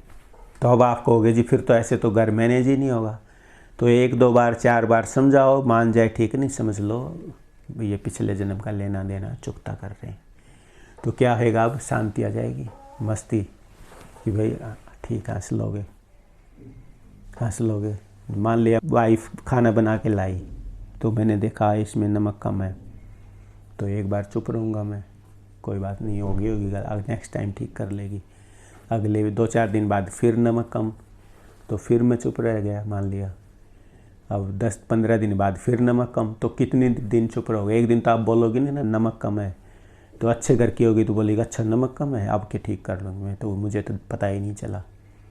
और कोई नेगेटिव थिंकर होगी तो कहेगी सीधी तुम्हें तो कमी निकालने से मतलब है, मैं तो इतना मर के खाना बनाया, तुम्हें नमक कम नज़र आ, मुझे तो नहीं कम लग रहा, सही है नमक। तो ये एक एग्जांपल दे रहा हूँ कि वो अगर पॉजिटिव थिंकर और अच्छा माइंड होगा तो इमीडिएट उसको देखेगी, अरे हाँ वाकई में कम है, ठीक कर लेगी। तो गुरु की शरण में जाने से ये हमें समझ आ जाएगी ये ज्ञान है, ये अज्ञान है, तो फिर हम दुखी नहीं होएंगे। कोई बुरा व्यवहार करेगा समझ जाएंगे इसके बस की बात नहीं है। जैसे एक आदमी है, मान लिया हैंडीकैप है, तो आप उससे उम्मीद ही मत करो ये दौड़ लगाएगा, आपको पता है कि ये दौड़ नहीं लगा सकता। ऐसे ही मेंटली हमारी एबिलिटी होती हैं, तो आप उससे उम्मीद ही नहीं रखोगे कि ये ऐसा करे।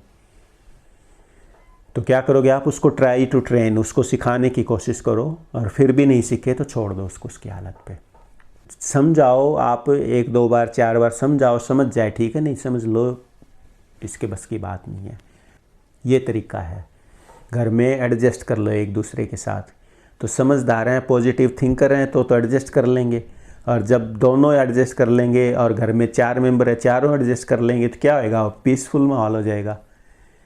तो उनकी एनर्जी वेस्ट नहीं हो रही, अब उनकी एनर्जी अब सेव हो रही है, क्योंकि नेगेटिविटी में ज़्यादा एनर्जी लगती है, मूड ऑफ रहता है, दिमाग ख़राब रहता है, एक दूसरे का बुरा सोचते हैं, और बुरा सोचने से बार बार वो रेडिएशन जाएंगी और बुरा ही होता है, तो फिर हम समस्याओं में गिर जाते हैं, ये जाल बन जाता है। तो उससे निकलने के लिए क्या करो, एक दूसरे से एडजस्ट कर लो, और किसी संत से ज्ञान ले लो कि क्या ठीक है क्या गलत है, और फिर वो कर लो। सिंपल सी बात है। और जब आपके घर में शांति आ जाएगी, मन में शांति आ जाएगी, लाइफ ईजी हो जाएगी, पीसफुल हो जाएगी, क्या होएगा, आपकी एनर्जी सेव होएगी, आपकी कंसंट्रेशन बढ़ जाएगी, और आप जो भी सोचोगे वहाँ आपका फोकस होगा, वहाँ आपकी अटेंशन पूरी लगी होगी, और वहाँ सिद्धियाँ आ जाएंगी उस घर में। यानी धन चाहते हो धन आ जाएगा, क्या चाहते हो वो आ जाएगा, बच्चे सक्सेसफुल हो जाएंगे। तो ये ऐसे दुनिया की चीज़ें, ऐसे दुनिया बनानी है पहले हमें। तो अब आप समझ गए कि कैसे ये कर्म काम करते हैं, कर्म फिलॉसफी कैसे काम कर रही है, और सुख दुख हम कैसे क्रिएट करने हैं, और इसको कम करना है तो क्या करना है, एडजस्ट कर लो, 1 2 बार समझा दो, नहीं समझ लो बदला लेने आ रही है या बदला लेने आया हुआ है। तो अगर आपने भी मन में ठान लिया कि मैंने खुश रहना है, तो आप खुश रहोगे, बस आपकी खुशी को कोई डिस्टर्ब नहीं कर सकता। अगर मान लिया मेरे हाथ में दर्द है तो मुझे ही दर्द होगा ना, वाइफ को तो नहीं होगा, बेटे को तो नहीं होगा ना, मैं ही भुगत रहा हूँ। तो वो शेयर नहीं कर सकते। हाँ, वो सिंपैथी कर सकते हैं, सांत्वना दे सकते हैं, वो अलग चीज़ है, लेकिन उस दर्द को तो नहीं बांट सकते ना, इलाज करा देंगे। ऐसे ही जब मुझे ज्ञान हो गया, मैं पीसफुल रह रहा हूँ, मस्ती में रह रहा हूँ, अपनी लाइफ अच्छी जी रहा हूँ, तो मैं तो मज़ा ले रहा हूँ, अब वो परेशान है तो परेशान पड़े रहे, मैं क्या करूँ उसमें। तो जो ज्ञान ले लेगा, ये समझ लेगा कि आर्ट ऑफ लिविंग क्या है, उसको तो मस्ती है। अब उसको इतनी धीरे धीरे इतनी विल पावर आ जाएगी, इतनी समझ आ जाएगी, इतनी विस्डम आ जाएगी कि वो जो पहले दूसरों से डिस्टर्ब होता था वो डिस्टर्ब भी नहीं होगा, क्योंकि उसकी समझ इतनी बढ़ चुकी है। अब इतना बैलेंस ऑफ माइंड आ गया, स्टेट ऑफ बैलेंस हो गई उसकी माइंड में, उसको कुछ डिस्टर्ब ही नहीं कर रहा। अब जैसे अच्छे ऑफिसर होते हैं, वो सुनते रहते हैं, मैनेज करते रहते हैं और वो काम को अच्छा कर लेते हैं। तो जब ज्ञान हो जाएगा, बार बार सत्संग, मैं क्यों सत्संग पे जोर देता हूँ, सत्संग से हमें क्या, चल सतगुरु की हाट ज्ञान बुद्धि लाइए। यानी जब आप सतगुरु के पास जाएंगे और वो शांति में और खुश रहते हैं, तो उनके मुंह से जो निकलेगा वो आपको खुशी देगा, शांति देगा। और जब आप बार बार उसको सुनोगे, वो चीज़ें आपके दिमाग में बैठ जाएंगी। और जब कोई चीज़ आपको डिस्टर्ब करेगी या आपको शांति को भंग करेगी, पीस ऑफ माइंड को डिस्टर्ब करेगी, तो आपको वो ज्ञान इमीडिएट याद आ जाएगा, ये गुरु है। यानी अब आप मान लिया कोई परेशान कर रहा है आपको पता चल गया, एक दो बार बोलो, समझ जाए, ठीक है, नहीं छोड़ दो, ये ज्ञान उस टाइम याद आ गया तो आप दुखी नहीं होगे। या बेटा है जैसे ज़्यादा फिजूल खर्ची कर रहा है, आप समझाओगे बेटा ये चीज़ नहीं लानी, तो वो मान गया, 2-4 बार कहने से ठीक है, और फिर भी जिद कर रहा है, नहीं मुझे तो यही गाड़ी चाहिए, यही लानी है, ना कमाता और आपके पैसे खर्चे जा रहा है, तो फिर आप क्या करो, सोचोगे बदला ले रहा है, पीछे अब मैंने इसके साथ किया होगा, तो फिर क्या होगा, आपकी शांति मेंटेन रहेगी। तो ये दुनिया बनाए, ये इसको कहते हैं लोक सुखी। इस लोक को सुखी करना है तो ये करना पड़ेगा। क्या करना पड़ेगा, चल सतगुरु की हाट ज्ञान बुद्धि लाइए। यानी आप सतगुरु के पास जाके ज्ञान बुद्धि विस्डम लेके आओ। मन में ये ऑब्जेक्टिव हो, सत्संग में जाएं तो ज्ञान की इच्छा से जाएं, उसको शांति मिलेगी। नहीं तो ब्लेसिंग से काम भी हो जाएंगे, सारा भी मिल जाएगा, दुनिया भी बन जाएगी, शांति नहीं मिलेगी। इसीलिए सत्संग में जाओ ज्ञान की इच्छा लेकर, कि मेरे को ज्ञान मिले, मेरे को बुद्धि मिले, विस्डम मिले, ये सब अंडरस्टैंडिंग समझ मिले। और फिर सत्संग सुनोगे तो आपको वही मिलेंगी। और जब आपको समझ ज्ञान विवेक ही हो गया तो कोई चीज़ आपको डिस्टर्ब ही नहीं करेगी। फिर नई नई दुनिया भर की टेक्निक्स हैं, संत मत में टेक्निक्स हैं, वो आपको सीखने को मिलेंगी। वो समझ आ गई तो कुछ दुख ही नहीं है इस संसार में। जैसे महाराज जी कहते थे, मुझे समस्या ये है कि मुझे कोई समस्या ही नहीं है, तो कितनी बड़ी बात है। घुटने भी ख़राब थे, ओल्ड एज भी थी, तो उस सबको मैनेज कर लेते थे और खुश रहते थे। पूरी जितने भी लोगों की कॉल आते थे सबको अटेंड करते थे, तो सब मैनेज कर रहे थे। और फैमिली प्रॉब्लम्स थी उनको भी मैनेज कर रहे थे, और फिर भी क्या था, मस्त रहते थे। यानी इन सब चीज़ों के होते हुए भी वो योग में रहते थे। कैसे रहते थे, उनको जीना आ गया, आर्ट ऑफ लिविंग आ गई। इस दुनिया में रहते हुए उन्हें खुश रहना आ गया। तभी हमारी सूरत ऊपर उठेगी, तभी सुन में या जहाँ भी ये ध्यान लगते हैं, यहाँ से पहले स्थान से लेके यहाँ तक, वो तभी लगेंगे जब हमारी अटेंशन फोकस होगी और माइंड में कोई टेंशन नहीं होगी, समस्या नहीं होगी। तो मन इकट्ठा होएगा और किसी भी पॉइंट पे इकट्ठा हो जाए, वहाँ स्पिरिट वहाँ प्रोग्रेस कर जाएगी। अब मैं आप सुबह से आए हुए, सुबह से मेरी स्पिरिट यहाँ घूम रही है। तो कोई बैठ के आपने नोट किया, मैंने कोई योग किया, कुछ नहीं किया, ना कोई जपा, ना जपा जाप किया, ना कोई मंत्र फूका, ना कुछ नहीं, चलते फिरते, क्योंकि इच्छा है गहरी कि आगे जाना है और मन साफ है, किसी के प्रति ईर्ष्या द्वेष नफरत नहीं है। तो वो स्पिरिट अपने आप ही यहाँ ऑन द जो ये हाईवे है यहाँ आके कहीं ना कहीं कंसंट्रेट होती है। तो धीरे धीरे वो प्रोग्रेस कर जाएगी कभी ना कभी। तो दिल साफ करना है पहले, यानी मन वचन कर्म से पवित्र होना है। तो वो कहाँ से सीखने को मिलेगा, किसी गुरु ज्ञानी से ही।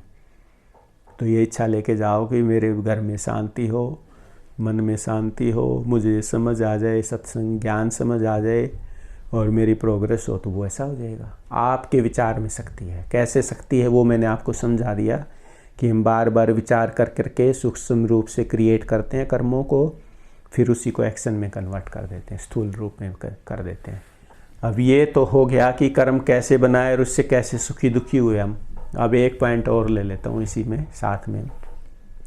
अब आपको मन का रूप समझना है। ये तो पता चल गया कर्म कैसे बन रहे हैं, कैसे वो दुख और सुख क्रिएट कर रहे हैं, हमने क्या करना है, एडजस्ट करना है घर में।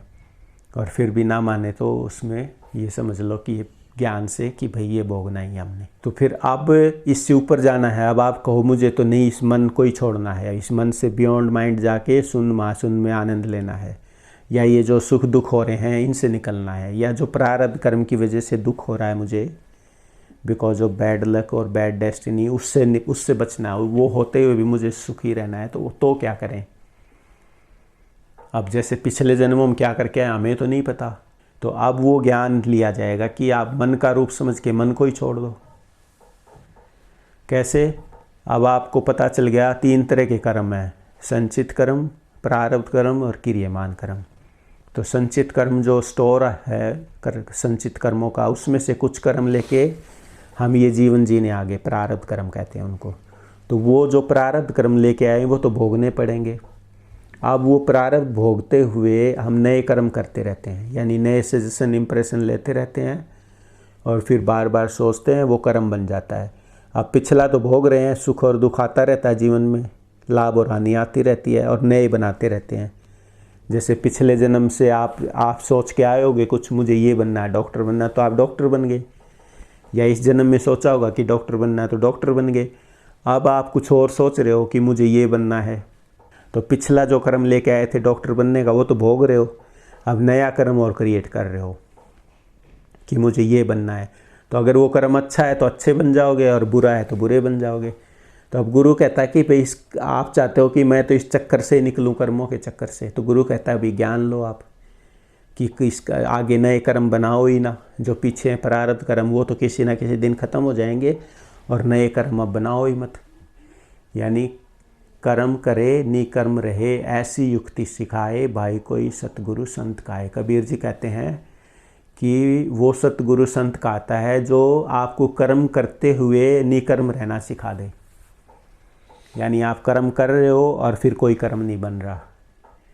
क्या ऐसी भी लाइफ है? हाँ, ऐसी लाइफ है। आप कर्म करो और कोई इंटरेस्ट ही नहीं है आपका।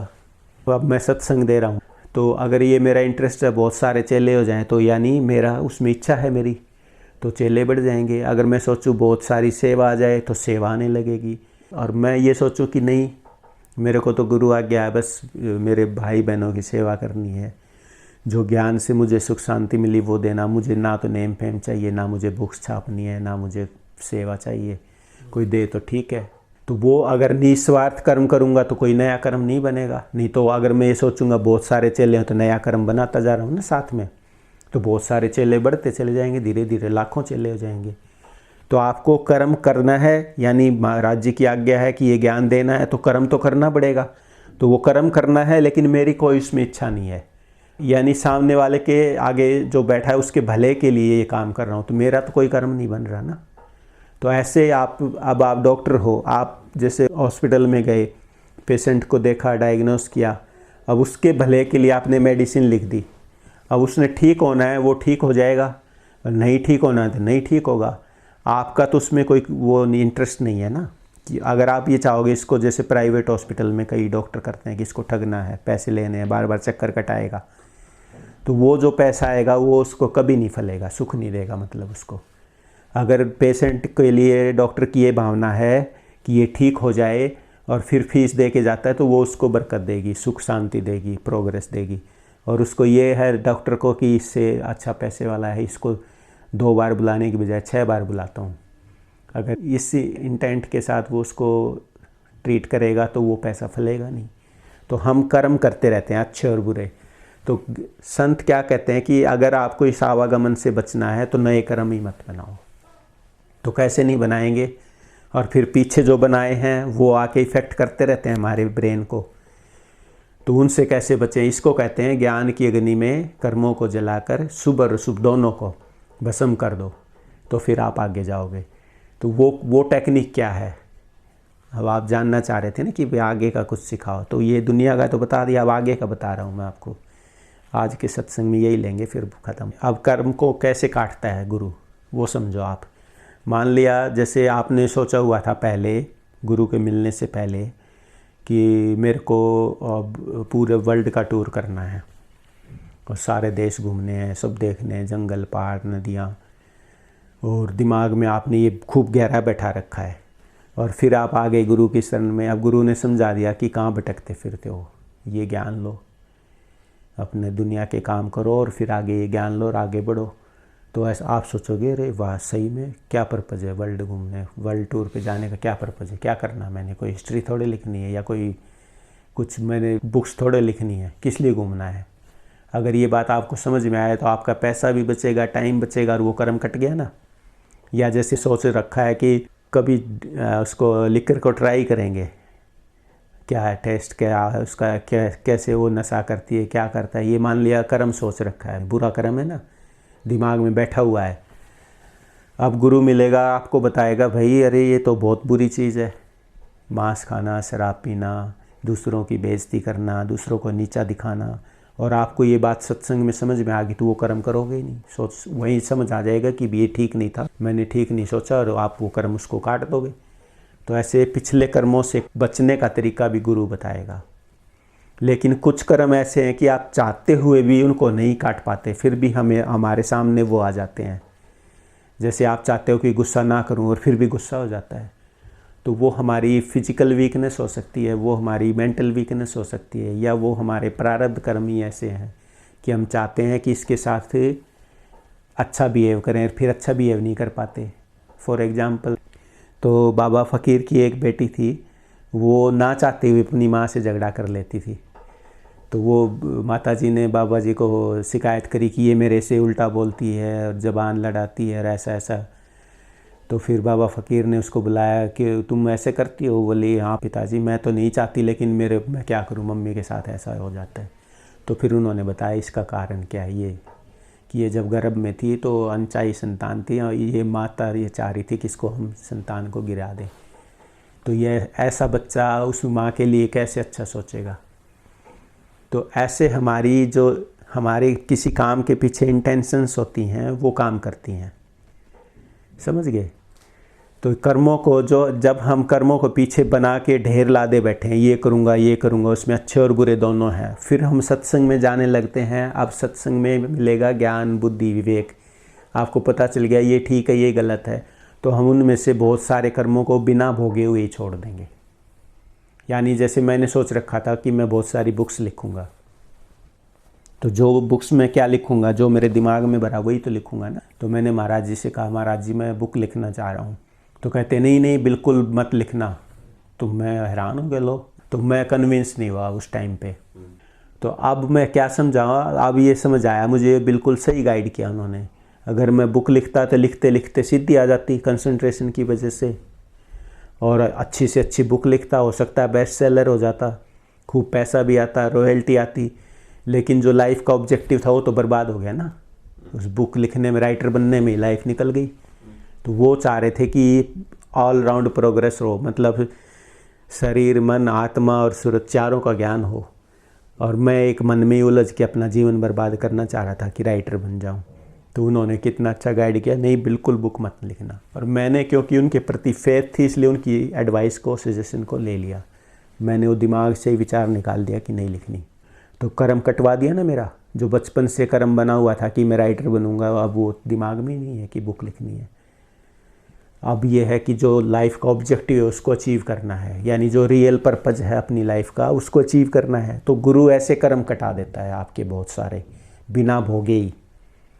यानी आप जैसे आप मेरे से पूछो कि मुझे आगे 5 किलोमीटर आगे उस साइड जाना है, तो आप पूछोगे मैं उधर चला जाऊं, तो मैं आपका वेल विशर होऊंगा, कहूँगा नहीं उधर मत जाना, आप सेफ़ नहीं है वो। तो आप मेरी बात मान लोगे तो बच जाओगे, और नहीं तो उधर जाओगे, फिर वो देखोगे फंसोगे इस सिचुएशन में, फिर मानोगे। तो 2 तरीके हैं, या तो हम उस कर्म को भोग के काटते हैं, या फिर हमें विस्डम मिल जाए, फिर उस विस्डम से ही काट दें, तो वो कर्म भोगना नहीं पड़ेगा। तो अब आप समझ गए, शुभ और अशुभ कर्मों को ज्ञान की अग्नि में, ज्ञान कहाँ से मिला? गुरु से। तो गुरु से ज्ञान, बुद्धि, विवेक लेके हम अपने जो कर्म बना के बैठे हैं उनको काट सकते हैं कि ये करूँगा, ये करूँगा, ये करूँगा, भरा पड़ा दिमाग। जो भटकन छुड़ानी है, जो अशांति से बचाना है, जो हम दुखी होते रहते हैं उससे बचाना है, वो गुरु ही ज्ञान से बचा सकता है। तो जितने हम कर्मों का जाल बना के बैठे थे, जो हमने भोगने थे, उन सब से देखो बचा लिया ना गुरु ने। तो अब आपको ये समझ आ गया कि गुरु कैसे ज्ञान, बुद्धि, विवेक देके हमें जो हम कर्मों का जाल बना के बैठे हैं उनसे बचाता है। उन कर्मों को भोगना नहीं पड़ता, हमने बिना भोगे ही उनसे हम बच जाते हैं। फिर दूसरा वो गुरुजी ये सिखाएंगे कि नेगेटिव सारे जितनी भी चीज़ें हैं उनको छोड़ो और शिव संकल्प रखो। सुंदर सुंदर अगर कर्म ही बनाने हैं तो जैसे प्रोग्रेस के बना कि बच्चे अच्छे सक्सेसफुल हो जाएं, हमारी लाइफ अच्छी हो, हमारी लाइफ लॉन्ग हो, हैप्पी हो, धन हो, अच्छा घर हो, गाड़ी हो, अच्छी इज्जत हो समाज में, ये सारी चीज़ें सोचो आप, ताकि आपकी ज़िंदगी तो बन जाए अच्छी। स्पिरिचुअल ना भी हो पाओ तो ये दुनिया तो अच्छी बना लो कम से कम। घर में तो शांति हो, आराम से पीसफुली तो रहो एक दूसरे के साथ, मन मुटाव तो ना हो, वो इधर जा रहा है वो उधर जा रहा है ऐसा तो नहीं हो ना कम से कम। और फिर अब इन कर्मों से ऊपर उठना है तो क्या करना पड़ेगा? जैसे सपने के कर्म का विचार जो सपने में हमने देखा उसका असर शरीर पे पड़ा, ऐसे ही दिन में जो सोचते रहते हैं उसका भी असर हमारे शरीर पे पड़ता है। तो नेगेटिव सोचेंगे तो बुरा ही बुरा असर पड़ेगा, और अच्छा सोचेंगे तो अच्छा असर पड़ेगा। तो हम अपना भला चाहते हैं तो अच्छा सोचना शुरू कर दें, सुमति रखें घर में, एक दूसरे के साथ एडजस्ट करके और अच्छा व्यवहार करें, किसी का दिल ना दुखाएं जानबूझ के, तो हमारी ज़िंदगी अच्छी हो जाएगी, खुशहाल हो जाएगी। तो जो हम बुरे कर्म करेंगे उससे बच नहीं सकते, चाहे संत हैं, परम संत हैं, आम इंसान हैं या कोई भी प्रोफेशनल हैं। इस वजह से हमें सत्संग में जाना है, इस वजह से किसी को, ज्ञानी को, महात्मा को अपना इष्ट बनाना है, ताकि वो हमें आर्ट ऑफ लिविंग सिखा दे, हमारी ज़िंदगी को आसान, खुशहाल और शांतिपूर्वक करें, जिससे कि ये ज़िंदगी हम खेलते हुए एंजॉय करें, खुश रहें। यानी चीज़ें हमें जल्दी से डिस्टर्ब ना करें। अभी हम रेडिएशन ले लेते हैं, जैसे घर में वाइफ का मूड ऑफ है, अब उसको हम देखेंगे, उसकी रेडिएशन ले लेंगे, हमारा भी मूड ऑफ हो जाएगा। अगर आपको ज्ञान हो जाएगा तो आप समझ लोगे यानी शक्ति खो रखी है, और कौन है उसके लिए दोषी, कौन है? मैं खुद दोषी हूँ कि मैंने इंजॉय किया तो उसने भी इंजॉय किया। अब ज्ञान क्या कहता है कि भाई, ज्ञान तो ये कहता है उसके रिजल्ट सब आपके सामने आ रहे हैं तो उसको फेस करो, लेकिन वो ज्ञान भी नहीं लेना चाह रहे, उस ज्ञान को समझना नहीं चाह रहे, क्योंकि फेथ नहीं है और शुभ कर्म नहीं है। दुख भाग में लिखा है तो दुख भोग रहे हैं। अगर सुख लिखा होता तो गुरु की बात समझ के अपना इलाज कराते। हम भोगते हैं और हमारी वजह से पार्टनर भी वीकनेस में आ गया, फिजिकल और mental both kind of weakness, और चिड़चिड़ा स्वभाव रखा है। और ये पता नहीं क्यों रखा है, क्योंकि ये ज्ञान तो लिया ही नहीं, सत्संग में तो गए ही नहीं। अगर ये ले लें तो समझ में आ जाएगी भी मैंने ही खोई हुई है शक्ति, इसलिए चिड़चिड़े हो रखे हैं, इसलिए लड़ते रहते हैं, नेगेटिव थिंकर हो गए हैं। और जो जरा सी बात माफ़ कर देनी चाहिए खुशी से, उस पर भी लड़े जा रहे हैं और फिर एक दूसरे को ब्लेम करते हैं। तो जब ये समझ में आ जाए कि भाई, किसी को भी समझ में आ जाए, वाइफ को या हस्बैंड को, कि भाई मैंने ही शक्ति खो रखी है, मेरी वजह से इसकी शक्ति खोई गई थी, इसलिए अब ये चिड़चिड़ी हुई पड़ी है, या इसलिए ये चिड़चिड़ा हुआ पड़ा है, तो वो फिर क्या करेगा? समझ जाएगा तू नहीं बीज बोए, तू ही अब फल खा। तो फिर लड़ेगा नहीं, उस पर नैले पे दैला नहीं मारेगा, शांति से सहलेगा कि भाई तू नहीं किया था अब भुगत। तो ये फ़ायदा है ज्ञान लेने का कि घर में शांति आ जाएगी, मन में शांति आ जाएगी, एडजस्ट कर लोगे, और जो कर्म भोगे उनका ज्ञान हो जाएगा कि ये कर्म किया था तो इसकी वजह से ये हो रहा है अब। तो फिर क्या करेंगे? अच्छा मैंने किया था तो भोग ले भाई। तो यानी लाइफ को खुशहाल कर देगा गुरु, ज्ञान दे करके, विस्डम दे करके, ना कि कोई झाड़ा या फूंक मार करके। तो आप समझ गए, ऐसा आदमी हाय हाय नहीं करेगा जिसको ज्ञान हो जाएगा। इसको कहते हैं ज्ञानी भोगे ज्ञान से, कि भाई मैंने ही अज्ञान में आके स्वाद के लिए शक्ति खोई हुई है, इसलिए ये चिड़चिड़ा हो गया, इसलिए ये चिड़चिड़ी होगी। तो अब क्या करें? आप जितना उसके कंट्रोल कर लें, डाइट ठीक कर लें, रेस्ट काफ़ी करें, ताकि एनर्जी फिर से रिगेन करें। और ज़्यादा अब नहीं भोगेंगे तो डाइजेशन इंप्रूव हो जाएगा, धीरे धीरे एनर्जी जो अब बनेगी वो आप सेव कर रहे हो, और कभी गिरावट आ जाए फिर कोशिश करो। तो ऐसे करते करते, प्रैक्टिस करते करते और सत्संग सुनते सुनते एक स्टेज आएगी कि आपका माइंड पीसफुल हो जाएगा, घर में माहौल ठीक हो जाएगा, आपको समझ आ जाएगा कि ये चिड़चिड़ी क्यों हो रही है, गुस्सा क्यों कर रही, क्यों? शक्ति खोई हुई, इसलिए माइंड बेचैन है। तो फिर क्या करोगे? सहन कर लोगे, अच्छा ठीक है, खुश हो गए। जहाँ रोना दुखी होना था वहाँ खुश हो गए, अच्छा गुरुजी ने कहा तो था, अब भुगत ले बेटा जो किया है।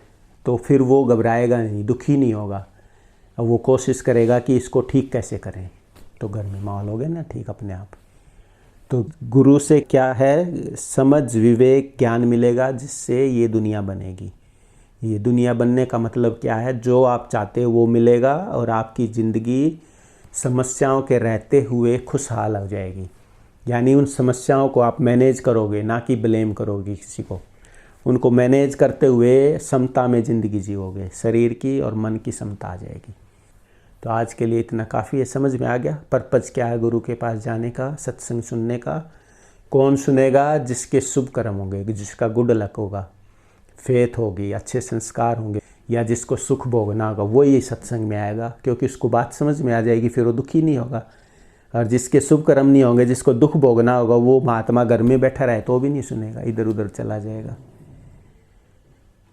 ये तो काम कोई, इसमें एंटरटेनमेंट तो है नहीं, कोई मूवी तो है नहीं मज़ा करेंगे एंजॉय करेंगे। इसमें तो झेलना पड़ता है, समझना पड़ता है, दिमाग लगाना पड़ता है। मतलब यथार्थ है ना, कोई इसमें एंटरटेनमेंट नहीं है, ना तो भयानक है ना रोचक है। संत मत तो ये है, सच्चा आपको बताता है, यानी ये प्रॉब्लम है, इसका ये कारण है, ये इलाज है, ये ज्ञान है, ये अज्ञान है, ये विस्डम है। ये आपको खुद समझना पड़ेगा। तो अगर आपको ये समझ आ गया तो आपको दुखी नहीं है कोई। तो वो कब होगा? जब आपको सुख मिलना होगा, तो ही तो समझोगे ना, तो ही तो आओगे। और आपके भाग्य में सुख ही नहीं है तो आओगे ही नहीं। आओगे तो सुनोगे नहीं, इंटरेस्ट ही नहीं लोगे, और सुनोगे भी तो समझ नहीं आएगा। तो जिसके भाग्य में सुख लिखा हुआ होता है वही संतों के पास जाएगा, उनकी बात को श्रद्धा विश्वास से सुनेगा, और जो समझ आए उसको इम्प्लीमेंट करो, जो ना समझ आए उसको बाद के लिए छोड़ दो। जैसे 5th क्लास का बच्चा है तो 5th की सब्जेक्ट समझ सकता है, ज़्यादा से ज़्यादा 6th 7th की समझ लेगा, वो ग्रेजुएशन का तो नहीं समझ सकता ना। और धीरे धीरे धीरे वो बातें समझ में आने लग जाएगी, आपकी ज़िंदगी खुशहाल और शांति से भर जाएगी, घर में मस्ती रहेगी, घर में शांति रहेगी, और समस्याओं के रहते हुए भी मस्त रहोगे, स्माइलिंग फेस हो जाएगा। तो ये फ़ायदा है सत्संग में आने का। कोई ऐसा चमत्कार, वो बात की अलग बातें हैं, वो सब के साथ नहीं होते, वो किसी खास के साथ होते हैं जो बहुत ही भक्त हो। जैसे मीराबाई हैं, बहुत ही भक्त हैं, सिद्धियाँ उसे भरी पड़ी हैं, जो मन में सोचेंगी वही हो जाएगा। उनका विश्वास था कि भाई भगवान का प्रसाद जहर हो ही नहीं सकता, तो पीगी, जहर कैसर को भी ख़त्म कर दिया। तो इतना विश्वास होना चाहिए, जब जाके ये चमत्कार होते हैं, फिर चमत्कार भी हो जाते हैं। जैसे एक लेडी थी जयपुर में, कहाँ पे पता नहीं, उसको यहाँ पे गांठ बनी हुई थी, रिसोली थी गर्दन में। तो डॉक्टर ने कहा ऑपरेशन होगा, तो वो बोली नहीं, ऑपरेशन से तो मुझे डर लगता है, मैं तो महाराज जी आएंगे उनसे आशीर्वाद लूँगी। अब महाराज जी आए तो बोली जी मुझे यहाँ गांठ है और डॉक्टर ने बोला ऑपरेशन करा लो, मैं तो डरती हूँ ऑपरेशन से, आप ही कुछ करो, आप हाथ लगा दो, ऐसे करो, आप हाथ लगा दो तो मैं ठीक हो जाऊँगी। महाराज जी बोले अरे ऐसे कोई ठीक होता है क्या?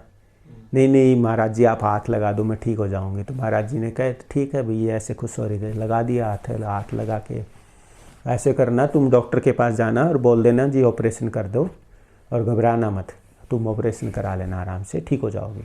अब उसका विश्वास इतना ज़बरदस्त था कि भाई महाराज जी ने हाथ लगा दिया तो वो ठीक हो जाएगी बिना ऑपरेशन के ही। अब वो डॉक्टर के पास गई, वहाँ एक डॉक्टर और बैठा हुआ था कोई बाहर का। अब वो डॉक्टर बोला जी ये पेशेंट को क्या प्रॉब्लम? बोले जी ये प्रॉब्लम है, गर्दन में गांठ है। तो डॉक्टर ने कहा ये नई मेडिसिन आई हुई है मार्केट में, ये ट्राई कर लो। तो डॉक्टर ने सोचा कि ठीक कह रहे हैं, ट्राई कर लेते हैं। वो मेडिसिन दी उनको और वो गांठ उनकी ठीक हो गई बगैर ऑपरेशन की। तो ये चमत्कार ही हो गया ना कि कहाँ तो ऑपरेशन होने वाला था, कहाँ वो कोइंसिडेंस हुआ, डॉक्टर ने सामने जाना हुआ उस पेशेंट का, दोनों डॉक्टर ने बात की, वो नई मेडिसिन उस पर ट्राई की, ठीक हो गई। तो ऐसा ज़बरदस्त फेथ की बस नहीं, 6 महीने 7 महीने वेट किया, महाराज जी आएंगे और वो हाथ लगा देंगे तो ठीक हो जाएगा, और वो हो गई ठीक। तो कोई ना कोई तो वो बना बहाना, लेकिन उसका विश्वास था तो चमत्कार भी हो जाते हैं। लेकिन वो उनके साथ होते हैं जिनका बहुत ही ज़बरदस्त फेथ हो। और बाकी के लिए क्या है? ज्ञान लो। हमेशा सुखी रहने के लिए सतगुरु के पास जाओ, सत्संग में ज्ञान विवेक बुद्धि लेने के लिए। अगर आपको समझ विवेक ज्ञान हो गया तो फिर कोई प्रॉब्लम नहीं है, फिर आप हर समय मस्त रहोगे। तो आप समझ गए सत्संग का ये फ़ायदा है कि ज़िंदगी में सब कुछ काम करते हुए, सब कुछ देखते हुए, अपनी पूरी ड्यूटी करते हुए कैसे हमेशा खुश रहें, ये योग है। तो ये गुरु सिखाएगा आपको। काफ़ी है। Thank you.